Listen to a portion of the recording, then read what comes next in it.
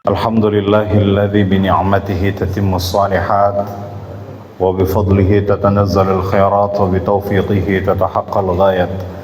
Assalatu wassalamu ala nabiyyina Muhammadin sayyidis sadat wa ala alihi wa ashabihi an-nujumin nayyirat, amma ba'd. Jamaah salat Aisyah dan dilanjutkan dengan qiyamul lail yang dimuliakan Allah Subhanahu wa taala. Mudah-mudahan Allah terima seluruh amal siyam dan qiyam kita malam ini dengan penerimaan yang terbaik, sekaligus menjadi amalan-amalan terbaik pula di saat kita menghadap Allah Subhanahu wa taala. Beberapa spanduk kalau kita lihat di depan masjid hampir semua terpasang dengan berbagai macam program dan bahkan di antara mereka saling berlomba-lomba. Baik program yang tertulis dari i'tikafnya, sedekahnya, zakat, infak, siyam, qiyam, tilawah, bahkan tidak sedikit di antara mereka pun juga harus terlibat anak-anak dengan pesantren Ramadannya. Namun saya katakan itu semua akan terasa berat dijalani bagi mereka yang tidak pernah merasakan nikmatnya Ramadan atau belum merasakan nikmatnya Ramadan. Sebagaimana 2019 di saat kami ditugaskan di salah satu negara yang hampir minoritas muslimnya, 2 hari menjelang Ramadan, orang ini mengikrarkan keislamannya yang kemudian baru pertama kali mungkin seumur hidupnya, sebab tahun Ramadan berikutnya beliau Allah panggil. Dan ternyata beliau katakan tarawih yang baru dilaksanakan begitu berat. Sebab tarawih startnya di sana kurang lebih sekitar jam 9 baru mulai dan jam setengah 12 baru selesai. Maka malam itu beliau termenung sejenak dan kami tegur, kenapa? Begitu berat amalan-amalan yang dijalankan oleh Islam ini. Syariatnya kalau tidak dilandasi dengan kecintaan pasti akan terasa berat. Dan beliau mengatakan apalagi besok saya harus meninggalkan syahwat, meninggalkan nafsu, meninggalkan makan, minum 1 hari penuh. Maka pantas saya katakan ibadah siam yang dilaksanakan oleh orang Islam itu adalah ibadah terberat. Bahkan bisa jadi beban. Ditambah hampir mayoritas di Indonesia, seperti hanya muqaddimah yang tadi saya sampaikan, hampir semua masjid saling berlomba mencantumkan berbagai macam program yang harus bahkan mungkin dituntaskan di Ramadan. Tidak keliru, akan tetapi sedikit perlu kita analisa kembali. Apakah Nabi ketika di akhir daripada bulan Sya'ban selalu menyampaikan sedemikian banyak program-program hal demikian kepada para sahabatnya, namun ternyata kita tidak dapatkan itu. Bahkan kita bisa lihat dalam kitab Sya'bul Iman, salah satu di antara hadis rujukannya Al-Imam Al-Baihaqi, juga dalam riwayat Imam Ibnu Huzaimah, yang mana mengambil referensi atau sanadnya kepada sahabat Salman Al-Farisi, yang kemudian khutbah Nabi ini dimaknai oleh salafus saleh kita. Salah satu di antaranya adalah Al-Imam Ibnu Rajab Al-Hambali dalam kitabnya Lataiful Ma'arif. Dan kesalahan terbesar masyarakat kita ini tidak lain adalah mendefinisikan Ramadan itu sendiri, maka konsekuensi akan keliru secara amaliyah. Atau sebaliknya, keliru mendefinisikan Ramadan itu sendiri, maka konsekuensi tidak akan pernah lahir rasa cinta terhadap Ramadan. Lalu bagaimana Imam Ibnu Rajab Al-Hambali ketika memaknai khutbah Nabi ini? Qad adhallakum syahrun azim. Nabi menyampaikan di kalangan sahabat-sahabatnya akan datang di hadapan kalian ini bulan yang agung. Kata syahrun azim ini kemudian dimaknai oleh Imam Ibnu Rajab Al-Hambali, ini bulan yang unlimited nilai pahalanya. Bahkan beliau mengutip salah satu hadis riwayat Imam Muslim, kullu amal ibni Adam lahu, setiap amalan-amalan anak Adam itu sudah diuraikan. Artinya sudah bisa diketahui nilai pahalanya. Salat yang baru saja kita laksanakan secara berjamaah itu sudah bisa diketahui nilai pahalanya 27 derajat. Sedekah yang kita keluarkan 267 dari surah Al-Baqarah itu pun sudah bisa diketahui nilai pahalanya. Dilipat gandakan 7 kali, bahkan dikali lagi 100. Man jaa bil hasanati falahu asyru amsalihha, bahkan dilipat gandakan lagi, kelipatannya 10 kali lipat.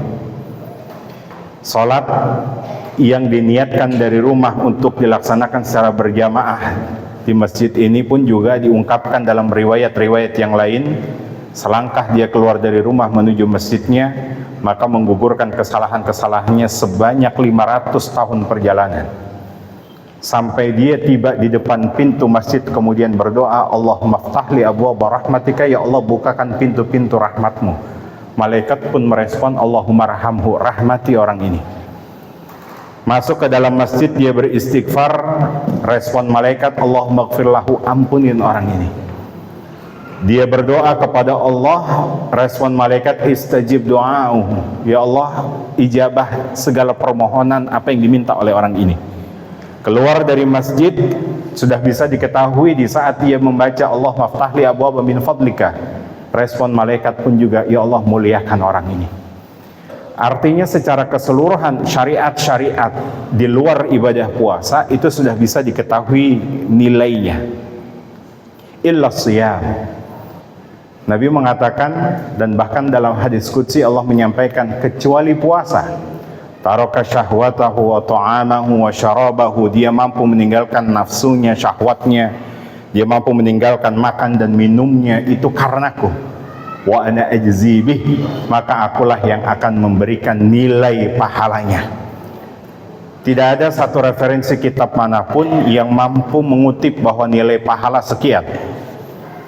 Tidak ada satu ulama pun mengatakan bahwa nilai pahalanya itu adalah sekian. Akan tetapi hadis ini sudah memberikan pesan kepada kita bahwa orang yang menunaikan ibadah siam di Ramadan itu nilai pahalanya unlimited. Belum lagi ditambah dengan sikap dia ketika menjalani ibadah siam itu harus ekstra sabar. Bukankah nilai pahala sabar Allah tegaskan, innama yuwaffas sabirun, nilainya pun juga unlimited. Tidak ada yang bisa menyebut nominal maupun angka daripada sikap sabar itu sendiri. Artinya Imam Ibn Rajab Al-Hambali ingin memberikan pesan, 11 bulan ini cukuplah segala syariat yang kita jalankan, amaliyah yang kita jalankan, barang tentu itu bisa dikonsumsi oleh publik ataupun oleh orang banyak. Tapi Allah minta 1 bulan ini syariat yang dijalankan dari siam itu sir, cukup rahasiakan antara engkau dengan Allah Subhanahu wa ta'ala. Bukankah riwayat yang lain mengatakan afdhalus sadaqah sadaqatus sir. Kata sedekah itu jangan dimaknai kemudian bahwa setiap yang berurusan dengan materi. Kullu ma'rufin sadaqah, setiap amal kebaikan itu adalah sedekah. Bukankah Nabi dalam riwayat Muslim menyampaikan akan datang di tengah-tengah kalian laki-laki Ansar merupakan calon penghuni surga. Dianalisa, diselidiki, diobservasi oleh Abdullah bin Amr bin As, ternyata orang ini biasa-biasa saja. Ibadahnya biasa, qiyamul lail pun tidak pernah, tahajud juga tidak dilaksanakan. Ba'da salat isya tidak ada aktivitas apapun melainkan istirahat dan terbangun mendekati subuh. Diintai oleh Abdullah bin Amr bin As, jangan-jangan dia memaksimalkan tahajudnya, ternyata tidak. Tapi yang unik yang beliau lakukan tidak lain adalah sebelum tidur, kata beliau, beliau selalu berdoa. Doa itu tidak lain isinya adalah istighfar untuk diriku dan mengistighfarkan kesalahan orang lain sekalipun orang itu sudah berbuat zalim terhadap dirinya. Artinya doa ini hanya bisa diketahui hanya dia dan Allah Subhanahu wa ta'ala, sir. Bukankah Nabi Yunus alaihi salam saat berada di kegelapan dalamnya lautan, au kadzulumatin fi bahrin lujjiyyin yaghshahu maujun min fawqi maujun min fawqi, dengan derasnya ombak, gelapnya lautan ditambah dengan gelapnya di dalam perut ikan, saat beliau mengungkapkan la ilaha illa anta subhanaka inni kuntu minadh dhalimin, mampu menembus dimensinya Allah Subhanahu wa taala. Tak heran kemudian bertanya kepada penghuni-penghuni langit, dengarkah suara itu? Dan ternyata penghuni langit menyatakan, tidak asing suara ini ya Rabb. Artinya cukup 11 bulan amaliyah yang kita jalankan ini bisa dikonsumsi oleh orang banyak. Tapi terkait 1 bulan ibadah siam ini, Ibnu Rajab Al-Hambali cukup rahasiakan, itu urusannya hanya kita kepada Allah Subhanahu wa taala. Yang barang tentu pastinya Allah menjamin syahrun azim, yang melakukan itu nilainya unlimited, sebab hanya Allah Subhanahu wa taala yang tahu. Cukup 11 bulan, barang tentu kita selalu mengejar penyakit yang menggerus generasi kita saat ini, yaitu kata viral itu sendiri. Tapi dalam 1 bulan ini, rahasiakan apapun yang kita lakukan, terutama terkait ibadah siang. Syahrun mubarak, Nabi menyampaikan lagi, bulan besok itu atau bulan Ramadan itu bukan hanya saja unlimited nilai pahalanya, tapi syahrun mubarak, bulan yang mampu menginduksi amalan-amalan kebaikan. Bukankah berkah itu definisinya adalah ziyadatul khair, bertambahnya nilai-nilai kebaikan? Maka tatkala sahabat-sahabat mendengar khutbah Nabi modelnya seperti ini, maka tidak heran di antara mereka kemudian membuat sedemikian banyak program, baik tilawahnya, baik siam qiyamnya, baik tadarusnya, baik i'tikafnya, tanpa harus dibuat program sedemikian banyak oleh beberapa masjid atau pengurus.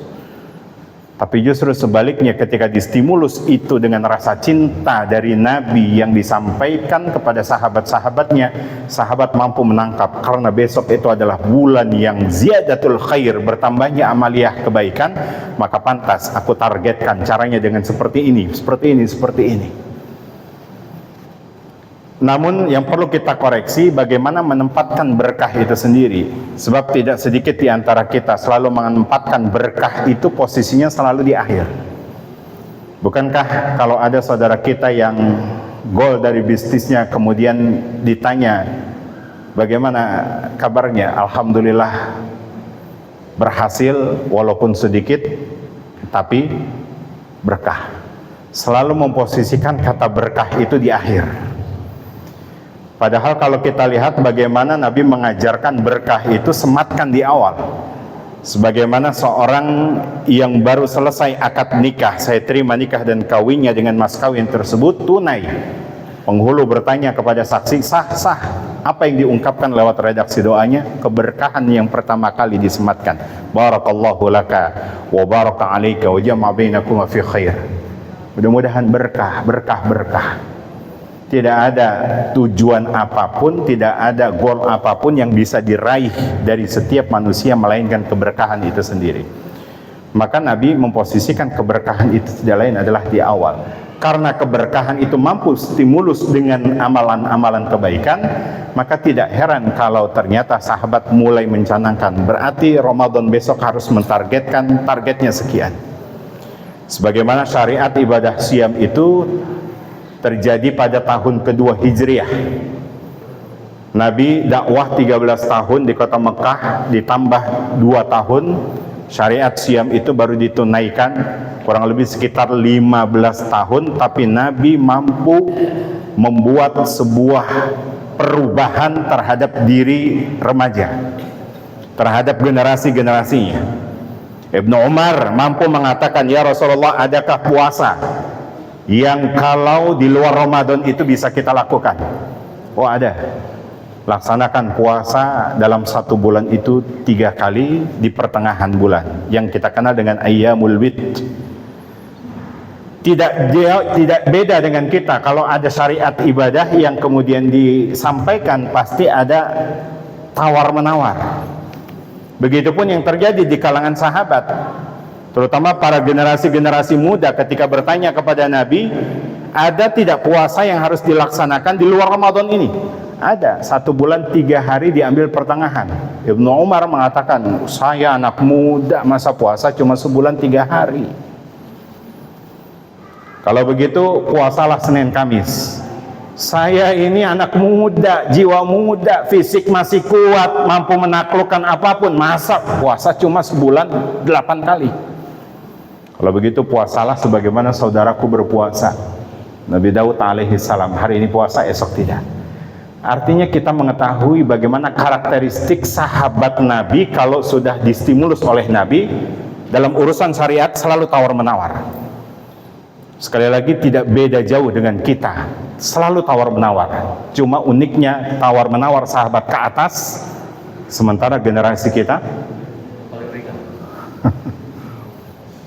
itulah yang menjadi polemik permasalahan terbesar. 15 tahun syariat Islam itu yang kemudian disampaikan oleh Allah kepada Nabi Muhammad, tapi mampu membuat sebuah perubahan terhadap generasi-generasi. Makanya tidak heran ketika di antara mereka selalu bertanya, ya Rasulullah, ayyul amali afdal, ayyul amali aham, adakah amalan-amalan yang terbaik, adakah amalan-amalan yang termulia, adakah amalan-amalan yang termudah. Jadi yang ditanya itu adalah yang paling, yang paling. Ya, inilah salah satu di antara barang tentu Ramadan itu hadir ternyata mampu membuat sebuah perubahan di kalangan para sahabat. Karena apa? Karena di awal Nabi menstimulus sahabat-sahabatnya. Kalau kita lihat khutbah Nabi itu singkat, akan tetapi isinya tidak ada perintah secara mutlak. Ya, bahkan cukup menempatkan 6 kabar gembira. 1 itu adalah perintah, 1 larangan. Hanya di situ saja. Jadi kalau kita lihat khutbahnya itu kurang lebih sekitar besok bulan yang agung, besok bulan berkah. Siapa yang mendapatkan bulan tersebut, memperbanyak amalnya, ibadahnya 1 malam itu sebanding dengan 1000 bulan. Di bulan tersebut dibelenggu semua setan-setan, dibuka semua pintu surga, dan bahkan ditutup semua pintu neraka. Artinya 6 kabar gembira ini disampaikan kepada kalangan sahabat-sahabatnya, dan Nabi meminta laksanakan siamnya. Hanya itu saja. Ditambah lagi kemudian nanti ada larangan-larangannya, yang itu pun juga hanya dicantumkan 1 saja. Dan itu diungkapkan dalam hadis riwayat Ibnu Huzaimah, juga dalam riwayat Imam Al-Baihaqi yang sumbernya langsung dari sahabat Salman Al-Farisi. Ini menjadi barang tentu evaluasi bagi kita semuanya, sehingga Ramadan itu tidak hanya hadir berlalu seperti itu saja, dan bahkan dijanjikan di beberapa riwayat yang lain, lis-shaimi farhatani. Imam Ibnu Rajab Al-Hambali mendefinisikan Ramadan tidak hanya syahrul mubarak, syahrun azim, bahkan syahrul siyam, syahrul tarbiyah, tapi justru beliau mendefinisikan berikutnya, kurang lebih sekitar 100 halaman dalam kitab Lataiful Ma'arif, dengan footnote-nya beliau mengatakan ini adalah syahrul farah, bulan kebahagiaan bagi mereka yang menjalankan ibadah seluruhnya. Sebab kenapa? Setiap doa-doanya selalu diijabah oleh Allah Subhanahu wa taala. Mudah-mudahan kita mohon kepada Allah agar diberi kesempatan untuk bisa mendapatkan Lailatul Qadar. Sejatinya Lailatul Qadar itu sudah bisa diketahui. Cuma kadang kita terjebak di narasi taharau, intai. Sementara ulama-ulama kita sudah banyak yang menyampaikan, saya dapat 5 kali dalam hidup saya dapat 7 kali dalam hidup saya. Al-Imam Jalaluddin As-Suyuti bahkan bisa mengklasifikasikan tanda-tanda Lailatul Qadar itu sudah bisa diketahui. Tanazzalul malaikatu warruhu fiha, dengan turunnya para malaikat, yang kemudian bisa diketahui teriknya matahari itu pun juga akan terhalang. Dengan alat komunikasi yang ada, sebetulnya mudah bagi kita untuk bisa mengclose, ya, mengambil, men-tag gambarnya, kemudian kita jabarkan di situ mana kira-kira waktu yang tepat. Cuma kadang kita selalu tersibuk dan bahkan masuk dalam rangkaian taharau, cuma sekedar ngintai, tapi tidak pernah ada upaya dan usaha untuk bisa mencari bagaimana ulama-ulama bisa mendapatkan Lailatul Qadar. Mudah-mudahan doa kita tercapai, doa kita dikabul oleh Allah. Allah targetkan dan Allah berikan kesempatan kepada kita semuanya untuk mendapatkan Lailatul Qadar pada tahun ini. Allahumma amin. Astaghfirukum alfa alfistingafafin. Dari Jakarta Karawang Bogel ingin hati terus berkata, tapi apalah daya ini dengkul pada pegel semuanya. Assalamualaikum warahmatullahi wabarakatuh.